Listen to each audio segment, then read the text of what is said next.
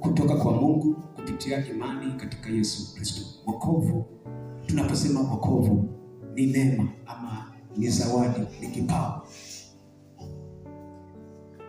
Ni zawadi kutoka kwa Mungu kupitia Yesu Kristo, kwa maana Mungu alipenda kuokoa wanadamu kupitia mwanae Yesu Kristo. Wokovu. Wokovu ni neema ambayo Mungu aliona vyema atupe wanadamu ambao ni wakosaji, wanadamu wenye dhambi, ili tupate kuokolewa katika Yesu Kristo. Maana ya kuzoea, tunaposema kuzoea wokovu, tuna maana gani? Kuzoea wokovu ni hali ambapo Mkristo anapoteza mshangao, anapoteza furaha na thamani ya wokovu aliyopokea. Kwamba mazoea, maana ya kuzoea wokovu ni kuzoea wokovu. Kuzoea wokovu ni hali ambapo Kristo anapoteza mshangao au furaha na thamani ya wokovu aliyopokea. Kwamba tunaposema kuzoea wokovu ni ile hali ya mtu kuishi maisha ya kupoteza furaha, msisimko, kukosa thamani ya wokovu aliopokea kwa neema ama pasipo gharama.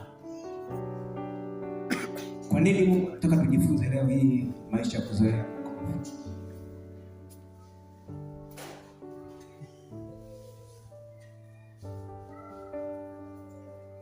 Kwa wakati huu tulionao, Wakristo wengi makanisani huwa tuna maisha ya kuzoea wokovu. Hebu piga picha mwenyewe kipindi bado hujaokoka na baada ya kuokoka na hapa ulipofikia. Kwamba kama hujaokoka ulikuwa na maisha gani, na baada ya kumwamini Yesu na hapa mpaka leo ama mpaka wakati huu ulipofikia una kiwango gani ama una bidii gani katika Mungu? Kila mmoja hapa ana maisha ya wokovu jinsi alivyomwamini Yesu. Nikikusimisha wewe utaniambia kwamba kwa jinsi ambavyo ulimpokea Yesu, jinsi ambavyo ulikuwa na furaha, jinsi ambavyo ulikuwa na amani, na jinsi ambavyo ulikuwa na bidii katika kumtafuta Mungu. Sasa yamkini imepita miaka 5, miaka mingapi, miezi. Sasa pima mpaka kufikia hii leo. Je, bidii ambayo ulikuwa nayo kipindi umemwamini Yesu ndio ile ulionao mpaka leo?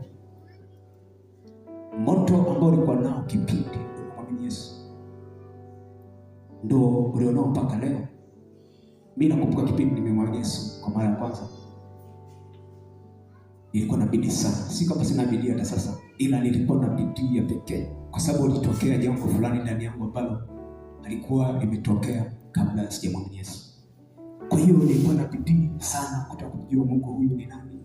Na ningemuuliza maswali mengi, Mungu ni nani? Wewe Mungu ni nani?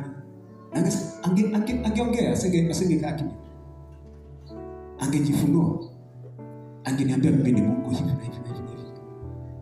Nilikuwa na bidii jana usiku kutaka kujua huyu Mungu ambaye nimemwamini yeye ni nani.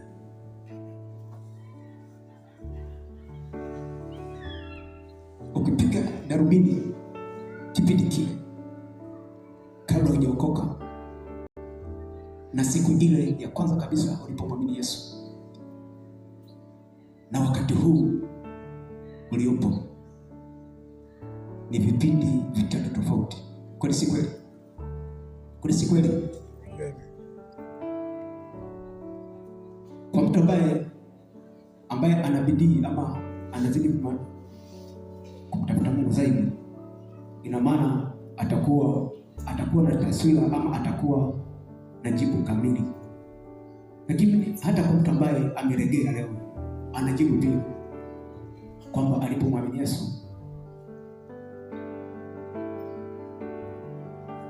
Yesu, hata kuvaa nguo kidogo ambazo kidogo ilikuwa ni shida. nifikiri wanaenda mbinguni wamevaa nguo fulani hivi, na nilikuwa na bidii katika hilo.